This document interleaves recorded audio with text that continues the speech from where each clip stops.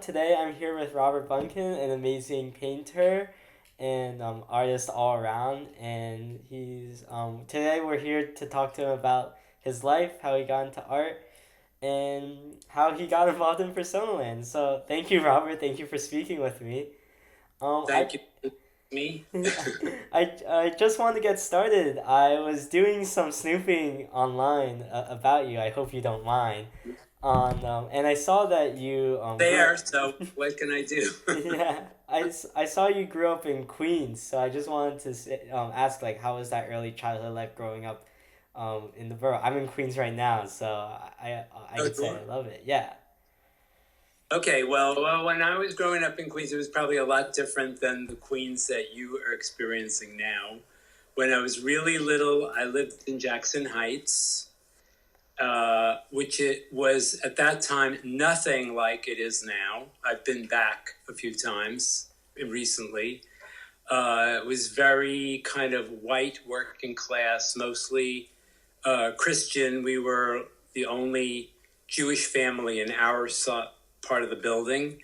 Um, and now it's very, very ethnically diverse, which I'm sure you know. And it wasn't like that when I was a kid there. We moved when I was in fourth grade to um, a cooperative, which was not like a rich people's cooperative. It was really, it's called Mitchell-Lama. It was like a co-op where you bought shares in it and you lived there. It was a huge uh, community that looked a lot like a housing project because Okay. all the buildings were 14 stories high and all identical. And that was called Rochdale Village in Jamaica, Queens.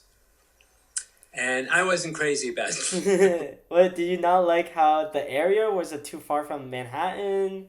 Well, it was very far from Manhattan at that time. It was what was called the two fare zone. They didn't have the free transfers. Oh, So what? you take a bus, pay a fare for the bus, and then you paid a separate fare for the subway to get Oof. to anything. Okay. And so that was a pain. Also, it was a weird place to grow up. You know, in this big, anonymous, huge um, housing housing project. Although it wasn't a project technically, it was a co-op. And I wasn't like a popular kid particularly, so Was I the didn't I didn't have a big group of friends. Was this back in elementary school or are you This was talking? from fifth grade to high school. Oh, Yeah. okay. So what were the struggles then if you felt like you didn't have a big group to hang around with? Well, it's complicated. I mean, I don't. First of all, Rochdale at that time was built in Jamaica, which was a huge black ghetto, Okay. and still is actually in Queens. And Rochdale was racially integrated, but the majority of people who moved there were white. And many of them wanted to move there because they wanted to live in an integrated community because it was the 60s and it was like the height of the civil rights movement and all that. That wasn't the case for my parents. I mean, they just needed reasonable housing, and I had an older brother. So I have an older brother. So they needed a bigger apartment that they can afford. And so this was an inexpensive option. Um, so we were, for junior high school, we were bused. The kids from Rochdale were bused to what had been before that a totally black um, junior high school. And the black, as I said, it was the height of the civil rights movement. So the black kids really were not too keen on any white kids, regardless of whether the white kids and their families were pro civil rights or not. They Yeah. just saw us as these white kids who were coming in. So, and that's when Martin Luther King was assassinated. It was while I was in that junior high school. So it was tough. There was a lot of theft. Kids would steal your bus pass. They would steal money if you had money. They were kind of cruel during, like, between classes. Kids would, like, stick you with needles and Yeah. pencils. Oh, oof. It was a kind of a brutal Yeah. place to be for a young innocent kid. Yeah. So, especially a kid like me who like I hated fighting. I wasn't into sports. I wasn't into a lot of the things that my peers were into. So I was like really out. I was not in any crowd, you know. Yeah. So, what was the effect on that then? If you didn't feel like you belonged in a crowd, did you was I the was miserable a lot. And like I borrowed a book from my English teacher, and on trust, because it was a book that wasn't supposed to leave the school, and Okay. she let me take it. It was a novel, and I wanted to read it, and a kid stole it from me. Oh. So traumatized, like, oh, I can't, what am I going to do? It was my fault. And then the kid, like he was in my class and he sidled up to me. He says, I know a boy who has your book. And if you pay him like some money, it was obvious it was him. Yeah. If you pay me $5, I'll give it to him and he'll give you the book back. And, Holding your anyway, book ransom. it was really a very uncomfortable period. Yeah. And high school wasn't a heck of a lot. It was a little better, but not all that much better. So I was just glad to get out of there. I read in high school that's when you started to discover art, or was that earlier in your life? No, I always loved art. I Okay. was always attracted to it, even as a very, very young kid. I remember when in elementary school, when we went to the library, the schools all had libraries. Yeah. I would immediately go to this book. It was like 100 masterpieces of art. Take the book out. Plus, it had naked people in it. So Ooh, so you have to naked people open it. and look at art. Yeah. So I always liked art, but I guess in high school I really decided that's what I'm best at, and that's what I really want to do. And I would go to the big library in Jamaica, the main Queens Library, and just sit in the art library and pore over art books for hours and hours and hours. And I love that. And I could sit there and look at art books. And then I started taking art classes with, free art classes that a woman was giving in the neighborhood. And my parents got me art classes for kids at the Museum of Modern Art. So I was going to museums. And then as a high school student, I got into a scholarship painting class for New York City high school students at the Brooklyn Museum. At that time, there was something called the Brooklyn Museum Art School, which was closed about maybe 30, 40 years ago. But it was a very serious art school for adults and kids. And I got into this really great, very serious painting class with a teacher named Francis Cunningham. He's still around, and I see him sometimes. He's a friend. Oh, nice. Yeah. So you were taking all these art classes. Were you just doing it for fun, as an interest, as a hobby, or was it like did it capture a greater meaning? Was it used as an outlet, especially since you had such a rough childhood? Well, all of the above. I got very serious in high school, so Okay. I knew that this wasn't just fun. And actually, I mean, I loved it, but it wasn't always fun. I've done a lot of teaching now, myself over the years, and kids, not just kids. Like now, I'm teaching a drawing class for seniors, Oh. and this is hard. This is not fun. And I say, yeah, it's not always fun. Yeah. Art is not always fun. But it's serious, and if you give yourself over to it, it's something. It's more than fun. I mean, fun sounds a little trivial. There's an aspect of fun to it for sure, but it's not just fun. When I was a high school student, another place I went to there was something which I think it still runs now. It was called the Cooper Union Saturday program. Okay. And that was another free art program for New York City high school students. So there was a lot of art money back then. I see. I have to. The early 70s, there was a lot of art money. I mean, okay, well, even though I didn't go to a special school like the High School of Music and Art or Art and Design. The high school I went to had a big art department. Yeah. And that was not unusual back then. Like there were at least, I don't know, eight or 10 art teachers in the school. And it was a big high school, too.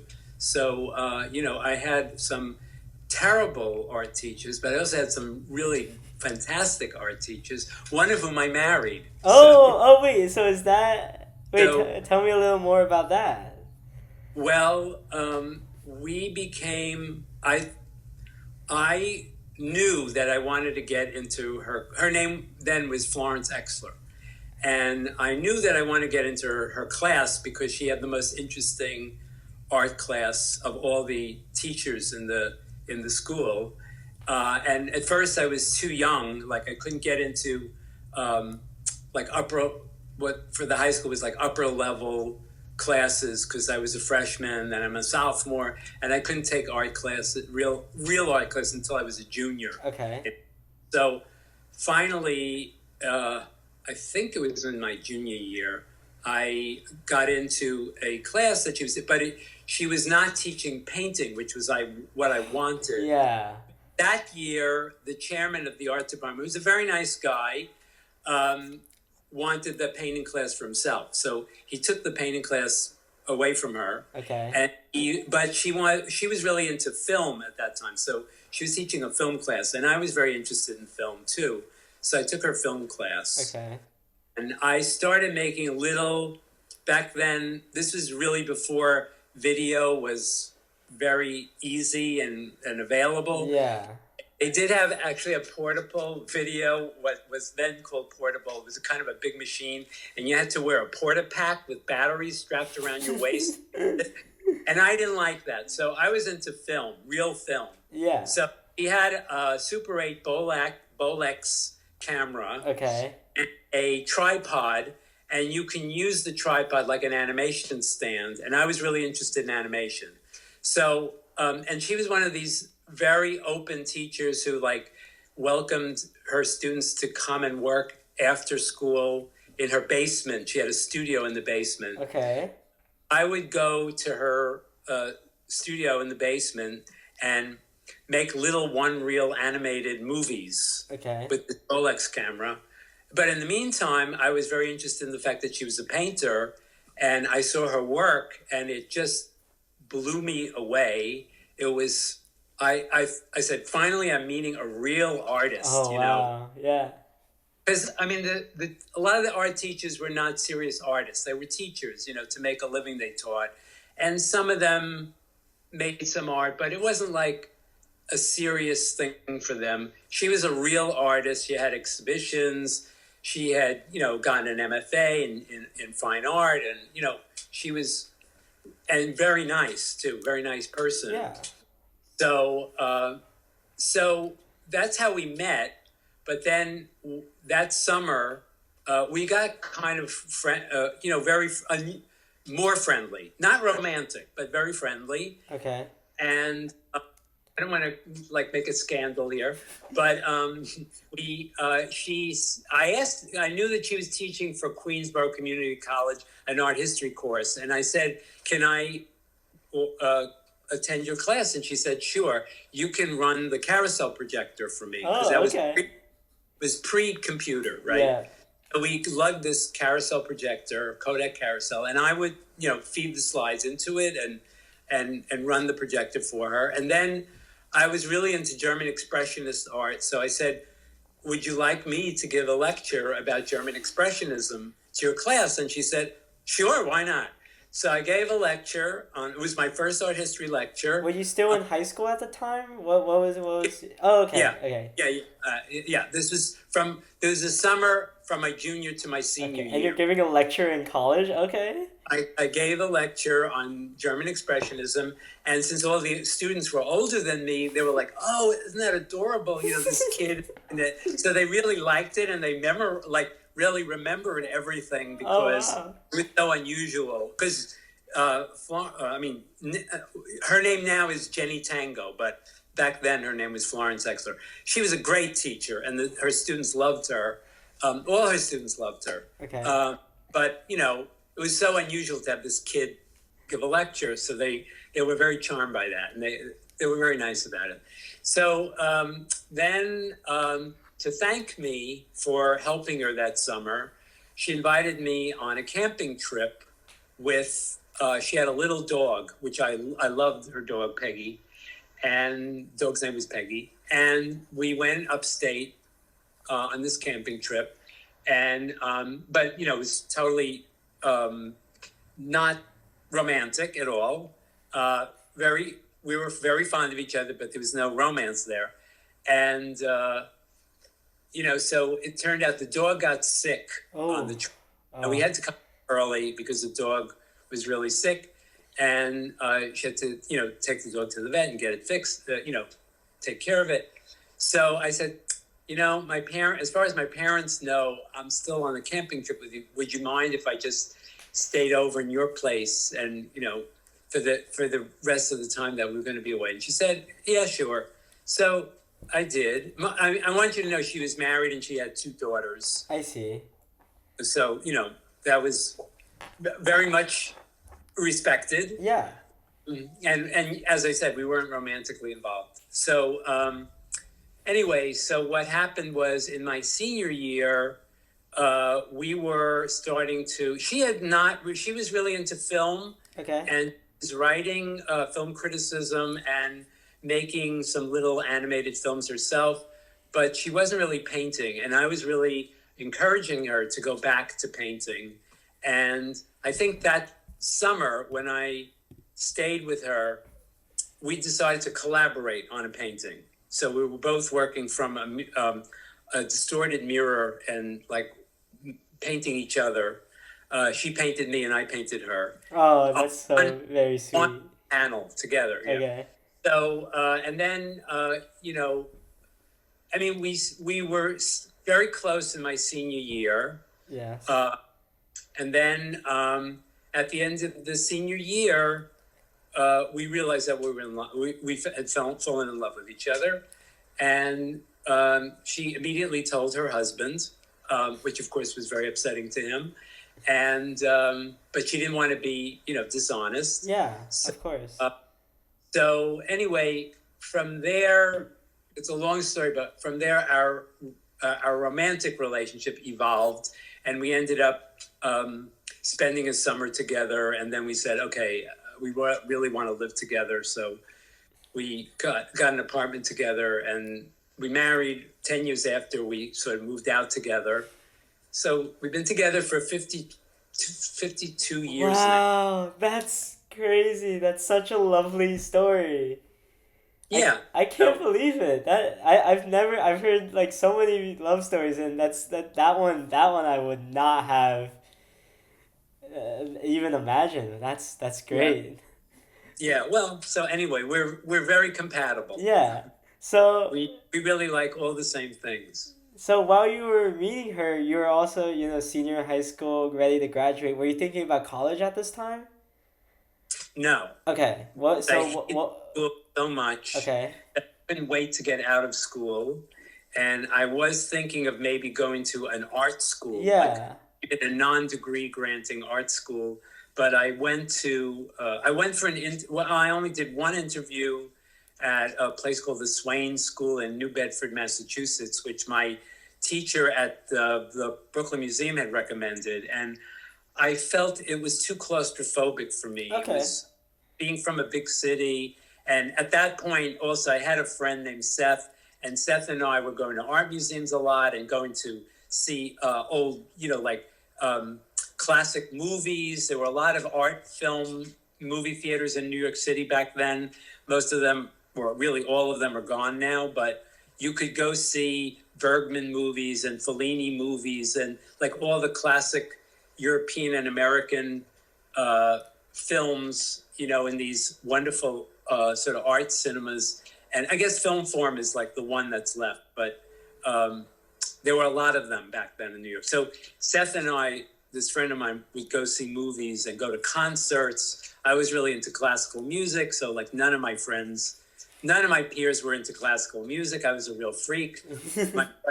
My brother hated my music, so he's like, oh, we shared a room, so we was always fighting over the record player, and I was not into rock or even folk. Most of my friends like folk music. I wasn't into it, so I was like a real weirdo. Was this the So 70s when folk music this was was like the thing? yeah, late '60s, early Okay, '70s. Yeah. okay.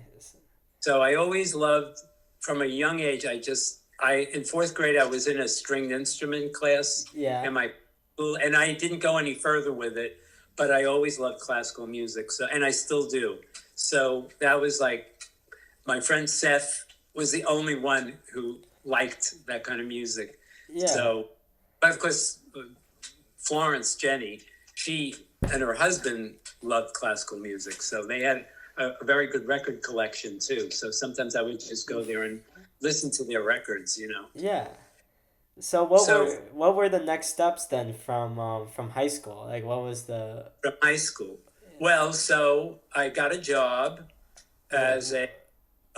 as a messenger, a foot messenger for a commercial art studio, Okay. and that lasted a year. I was not interested in commercial art.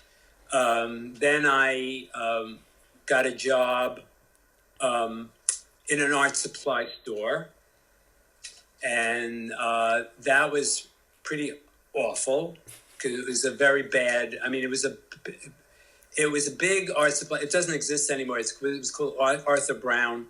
The manager was very tough and kind of nasty, and I worked in the paper department initially, and we had to move all the old raggy paper. We had to cut down and sell it like it was on sale. It was kind of a scam. So they have these huge piles of paper that they were trying to unload, and the place was also a fire trap. Oh, oh. We were organized. We had a union, Oh, but we okay. under the Teamsters, which at that time was a very right wing, very bad union. Oh. And we voted to go on strike, but the union was very corrupt, and they accepted a pretty bad deal with the owners of the store. So the union broke our strike, which is really weird. So then I stayed there for a year. Met a very dear friend who has since passed away, but she became a very good friend. We lived in Brooklyn Heights, and she lived in our neighborhood. So we used to go home together. And she was an artist also. And then, so I guess, let's see. I decided I needed to get a degree. So I started undergrad at Brooklyn College, like 5 years after I graduated from high school. And, I tried to take as many art classes as I could. And I very rapidly used up in my distribution, that you have a distribution of subjects. Yeah. All major distribution, I used it up really fast. So then I had all these courses I didn't really want to take that I had to take. But I did okay with, I managed to, I transferred into something called the CUNY Baccalaureate program, Okay. which a lot more freedom. And so I was able to organize my program and get it. I ended up with a BS, which is really what it is, a BS degree, Bachelor of Science instead of. But the last year I spent. And I worked full time, so I got a job working in the education department of a new children's museum Okay. in Staten Island. So I worked at the Staten Island Children's Museum for a number of years. And before that, I also did some volunteer work at the Brooklyn Museum in the education department. So they you went through a training program there. And then eventually they hired me part-time to do a children's program. And so when I applied for the job at the Staten Island Children's Museum, I already had museum education experience under my belt. So they hired me because they didn't have a lot of young people with that kind of experience. So I worked there for 6 or 7 years, and I got promoted. I became the coordinator of education for the whole museum, and we built they renovated a building in a different place in a campus called Snug Harbor, and we moved there, and I organized the opening exhibition for the new building, which was on architecture. And so I got a lot of intensive hands-on experience with museum education and art and, exhibit design and all that kind of stuff. And so then and I was going to school at night, all Oh, that. wow. So I finished, it took me a long time. I finished in 7 years. And the last year I spent in Florence, Italy. Oh, So, okay. Speak a uh, little on that. yeah, so that was wonderful. Well, Jenny and I both, we both moved there. We had a teeny weeny little apartment on a very narrow, ancient street, and I took some class. I took painting class there, and I learned Italian, so I speak Italian pretty fluently, and we lived there for 2 years, so we really felt very at home there. But eventually, we realized that it would just be impossible to make a living, you know, Okay. there. So that's when we decided to move back to New York City, and but that was a great experience. Living in Italy was wonderful because in Florence, it's one of these cities where you like walk out your door and you go into a church and there's masterpieces all over the Yeah. place and altarpieces, and then there's the Uffizi, and there's the Pitti Palace and the Bargello Museum, and all kinds of amazing art museums and collections and art that's never been removed from its original location, and Italy is all of Italy is like that. So we loved Italy. So So that was yeah, you finish up your degree. You have this full-time job at a museum. Are you taking any time to practice your own art, or are you just yeah. focused on? Oh Okay. yes, I always made time. We always had a studio. We both painted. That was kind of like we couldn't paint a lot of time, but like weekends and whenever we had free time, we pretty much worked. And night times too. I would paint Yeah. at night. So yeah, we always, both of us always kept active as artists, and we had exhibits sometimes. Um, well, actually, I should say I left the museum, the children's museum, when we went to Italy. So Oh, I see. I see. I was no longer working there. That was at the very end. Um, but being in Italy was a real eye opener. And then when I got back, I said, okay, I need an MFA because I want to teach. I do Yeah. like teaching and I want to teach. So that's when I got into Rutgers Mason Gross, in New Brunswick. Yeah. Very familiar. Okay, so I got in there, and I did my graduate my MFA program there. I didn't think it was a very good program, to be honest, Oh. but it's we'll get. So I did, again, I did a lot of work while I was a student there. I still had to have some part-time job Yeah. uh, to earn money. Jenny went back to teaching in New York City high school as an art teacher. So were you living in New Jersey, or were you still commuting from New No, York no, well, to? at that point we were living in Staten Island. Oh, okay. Well, my first year we were living in Brooklyn, and then we moved to Staten Island because actually the woman who owned the house that we lived in had been the director of the Staten Island Children's Museum. Oh, I see. I see. Friend. And she had this great apartment that we came available, and I said to her, would you be interested in having us as your tenants? And she said sure. So we moved to Staten Island, and that was wonderful too. We really loved Staten Island. We lived in a big house which we didn't own, we just rented, but we had 2 floors. We each had our own studio. We had a guest room. We had 2 floors with huge. It was a Victorian house, great big Victorian house. I guess you could even call it a mansion. It was just a Oh, really big wow. house, and we had 2 whole floors of this big house. So it was great space and beautiful light, and there was a garden, and Oh, that's so nice. neighbor's garden, and it was very nice. Yeah. And it was on the North Shore, in walking distance from Snug Harbor, which was a park with art museums and various art galleries and things and botanical gardens. So it was great. We really loved it. We had made some really wonderful friends there, which were many of them we're still in touch with, and it had a nice arts community. That really kind of helped each other. Yeah. So We were very active in the arts community there. Yeah. that sounds great. So you were active in the arts community, working on your MFA at Mason Gross, and what was that process like? What do you feel was changing during your time at Rutgers? Um, well, uh, I'll just say that it wasn't really the right school for me because I was a very dedicated figurative painter. Okay. And it really wasn't, although there were some very good figurative faculty members there, like Joan Semmel and Leon Golub, who was like super famous at that time. And he basically was the main reason I thought I'd go there. Well, he retired. He retired.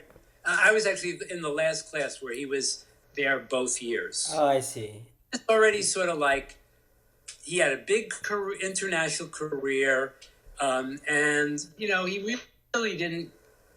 He didn't have time to be really involved with any of the students, so Yeah. that was a letdown.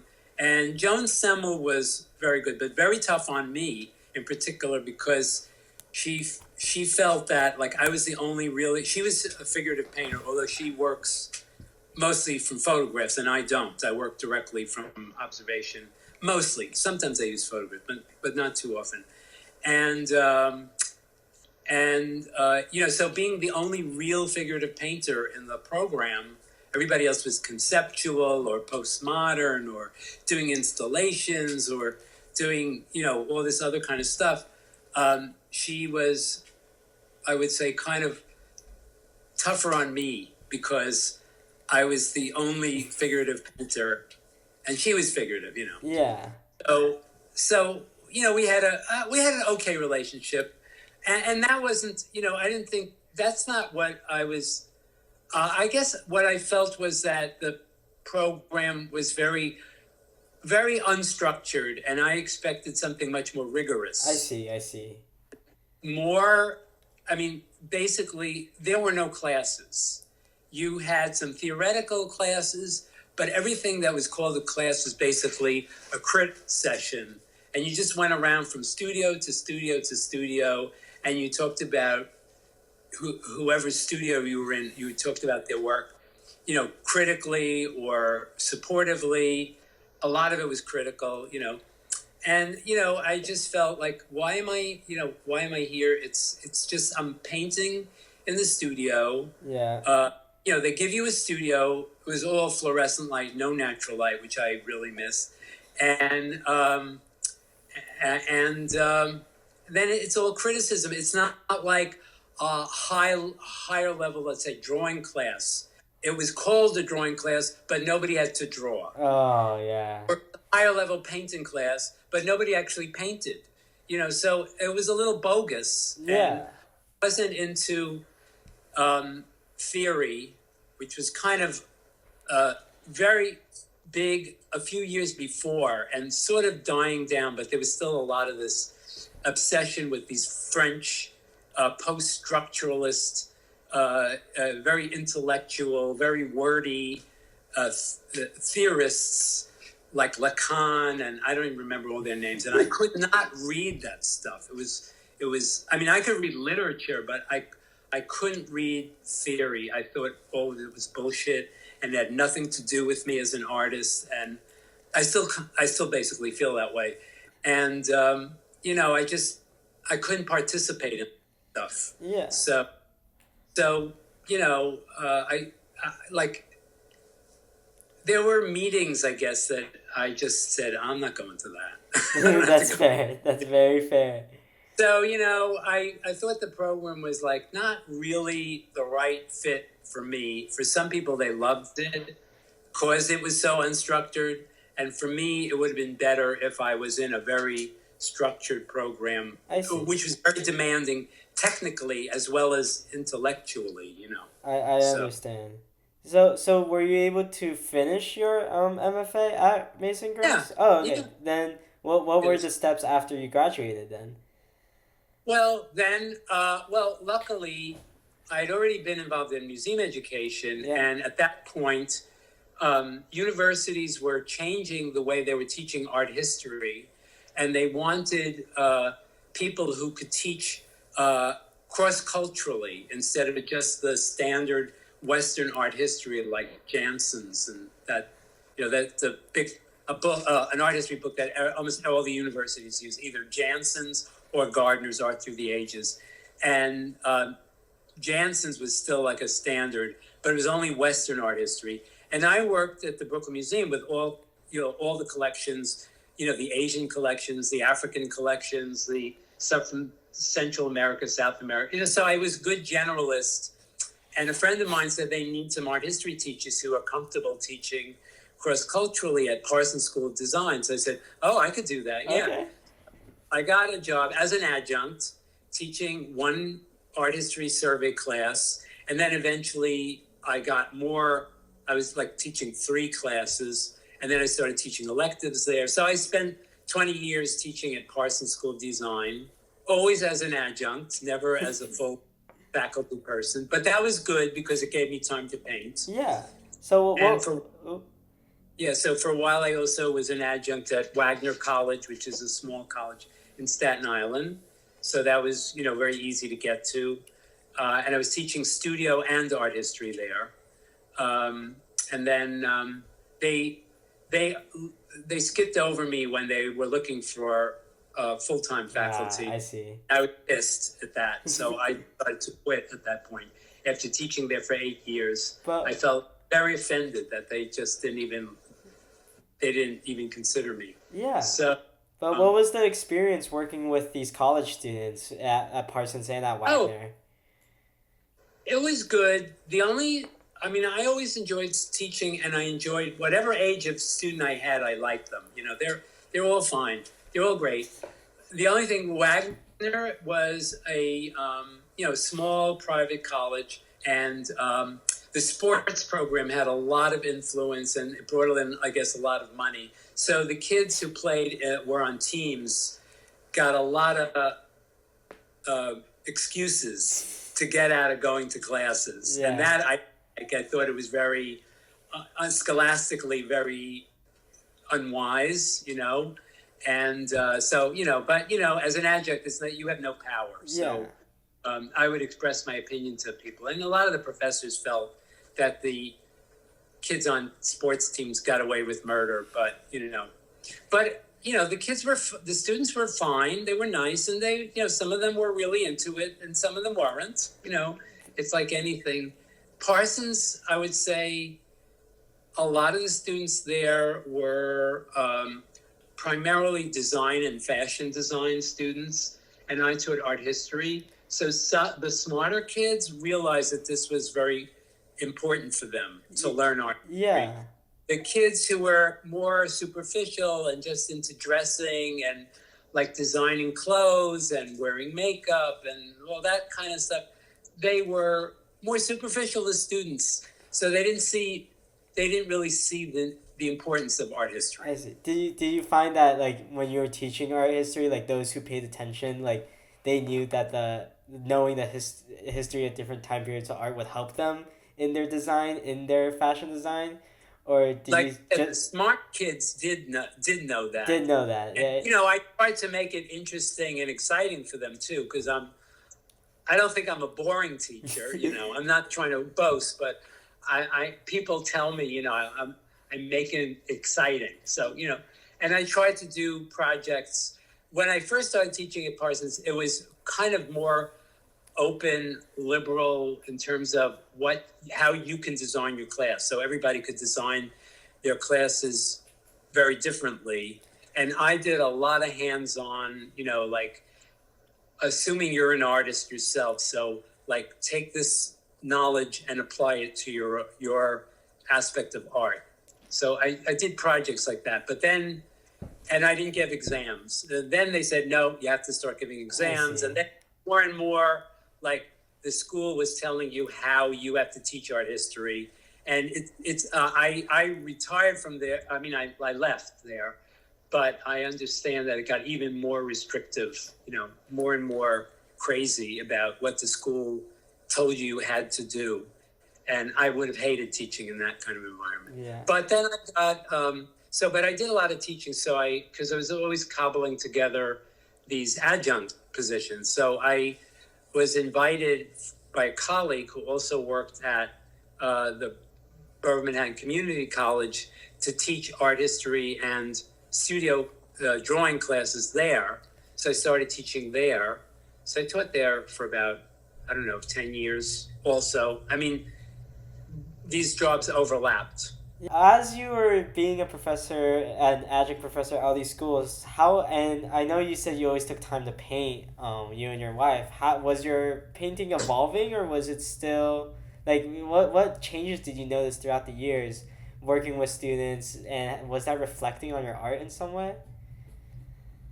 Um, Teaching, because you are always sharing knowledge with people, it definitely enriches you. So you're always looking for material. And also, I was really interested in artists who are not that well known, and I still am. So I'm always pursuing, artists that I've never heard of, and discovering incredible art that nobody sees, and stuff like that. So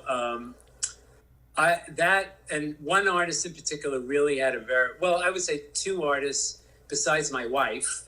Um, uh, Lucian Freud uh, had a really big impact on me um, as a painter.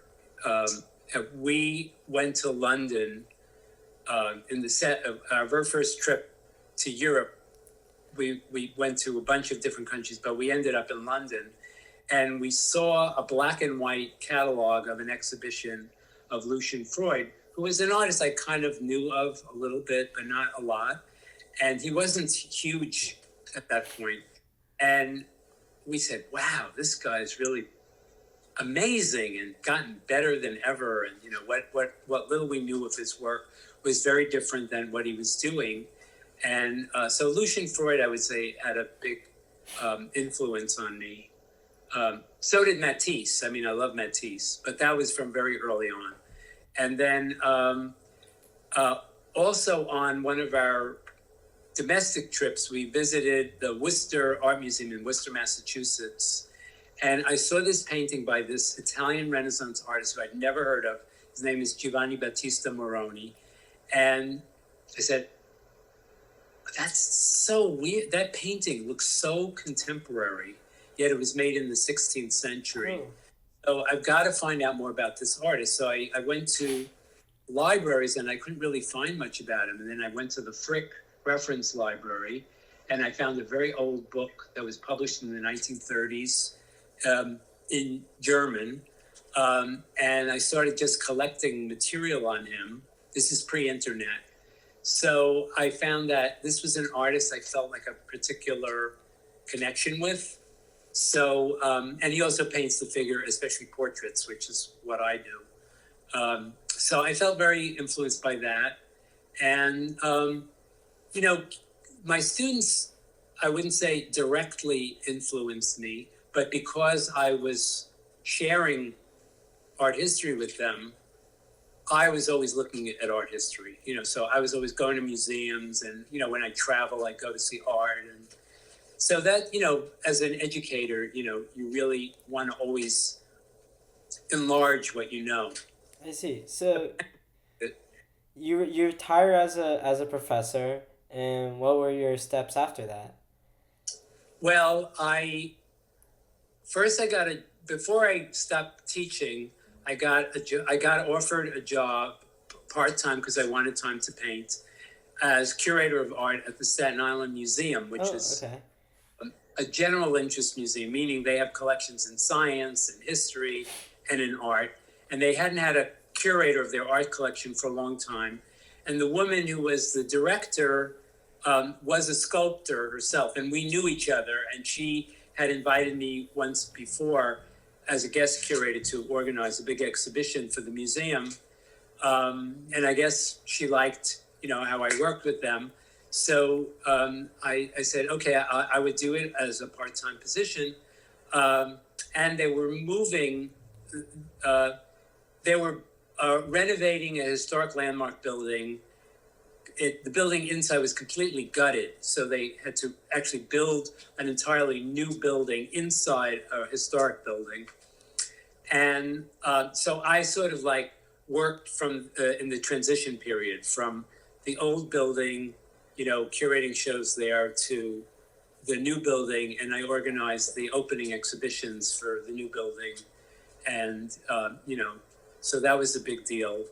And I love that job. That was like my dream job, to be a curator of art and, always being involved with art history and real works of art and like putting exhibitions together. And we had a really nice, it was a small museum, so we had a very great team of people that I worked under and with. And, it was very collaborative and very exciting. So that was a 3 day a week, 9 to 5 job. And I was still teaching. And then I realized I have to cut something. So I cut Parsons first. And then eventually I cut BMCC, but then they cut me. So the museum had a fiscal crisis and they laid me off. So that was in 2017. So I tried for a year to really find some kind of suitable position, and I couldn't. First of all, I was already like in my 60s and my early 60s, and sort of like looking for jobs for younger, which they were filling with much younger people. And I said, okay, screw it. I'll just retire and start Social Security, and have more time to paint. Yeah. So is that what you've been doing? Are you just painting now? No. So I always get myself into trouble. So then I offered to do volunteer teaching at Greenwich House. Okay. So once a week I do a program called Art Talk at 2 different Greenwich House facilities. One is right in my building where I live, and the other one is in Greenwich Village, so it's near to where I live. And then also I started doing a once a month program at a local public library. And now they've asked me to do a drawing workshop there. So I'm also going to do a drawing workshop there. And then, being involved with Stuart. Yeah, so you're just keeping yourself very busy. Yeah. And then, my wife, so this mother and daughter team of performers are going to do an adaptation of my wife's book. Yeah. And so a lot of, and then I started volunteering to do a program at Westbeth where I live. So I'm doing that. And, so.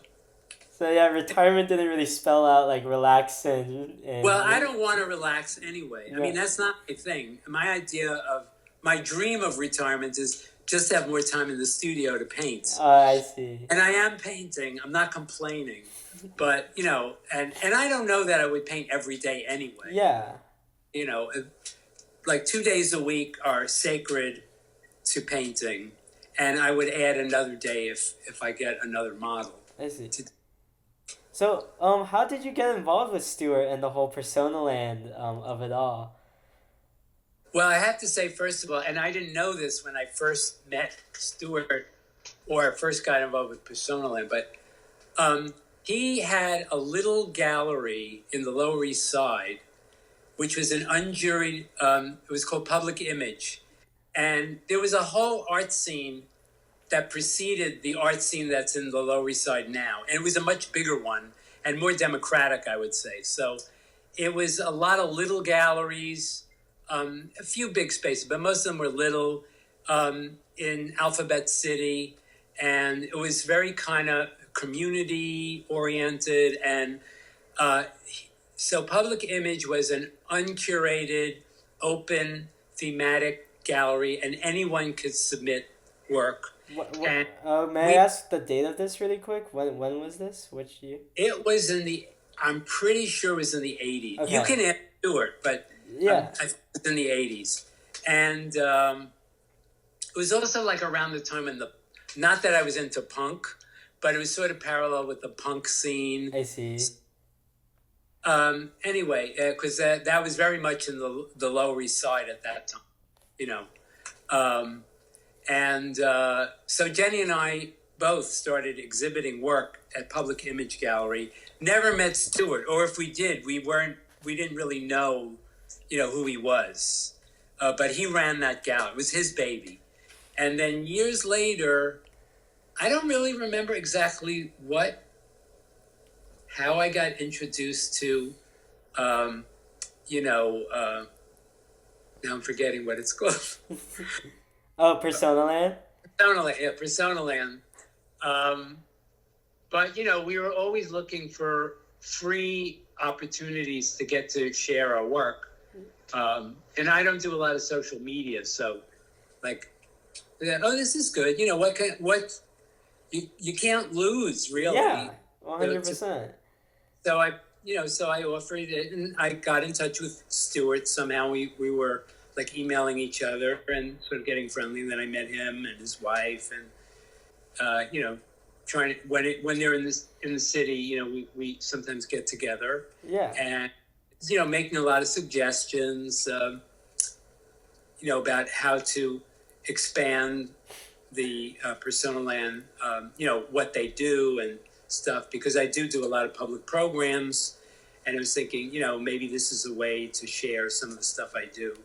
Oh, that I don't really like teaching on Zoom, so I don't do that. I like face-to-face, person-to-person, in the real room with real people situations. So, as you can see, I'm not good with like recording and anything stuff.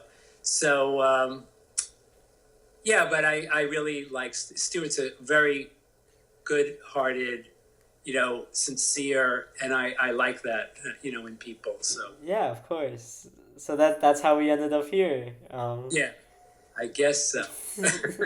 All right. Well, thank you so much. I mean, anything else you want to add before we wrap up? Just that,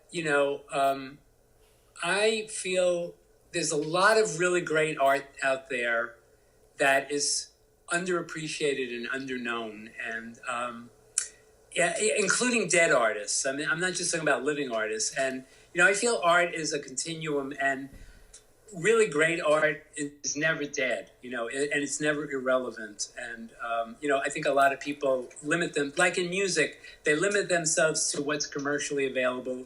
Pop music, it's very, very narrow, and they don't really experience the broad wealth of what's out there. And I think that's really true in art, very true in art. And institutions promote a very narrow range of experience in art, and I think more people have to advocate for art on in a much more democratic and much bigger way. So that's another reason why I think Persona Land, is good, because it is very democratic. Thank you, Robert. I appreciate those words.